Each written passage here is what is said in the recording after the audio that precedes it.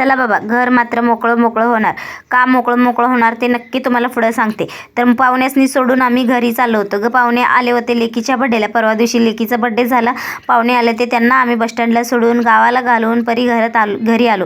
तर लेकीचं रडगाणं चालू, मला पैसे पाहिजे, मला खाऊ पाहिजे, मला नुसतं बाहेरचं खाणं पाहिजे.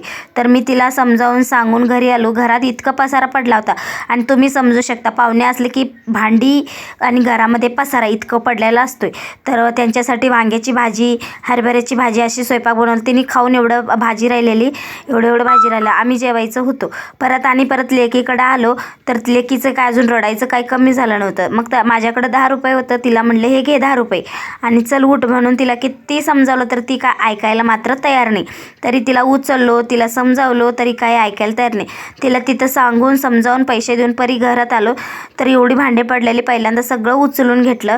मग आता भांडी धुणं करायचं. पाहुणे असले की घरात पसारा ढीगभर पडलेला असतो. घर मोकळं, आता पाहुणे आलेल्या पण खपत नाही आणि गेलेल्या पण खपत नाही असं आहे.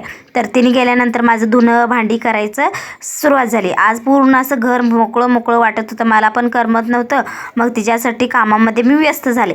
मला पण कामाला जायचं होतं. पहिल्यांदा भांडी घासून घेतलं, धुणं धुवून घेतलं, सर्व वाळत घातलं. मग घरात आलो तर कामाला जायसाठी टिफिन घेतला. तर टिफिनचं झाकणच निघला होता. ते बसून घ्यायला बघितलं तर ते काय निघलं नाही. बघितलं एक तर आधी उशीर झाला होता, त्यात आणि जरा उशीर झाला. मग तेच विचार करत बसले. तसंच डब्बा घेतला, पिशवीमध्ये ठेवलं, पिशवी घेतली आणि निघालो कामाला. तर व्हिडिओ कसा वाटला ते नक्की सांगा. व्हिडिओ आवडला तर लाईक सबस्क्राईब करायला मात्र विसरू नका. पुढच्या व्हिडिओमध्येच भेटू. चला बाय.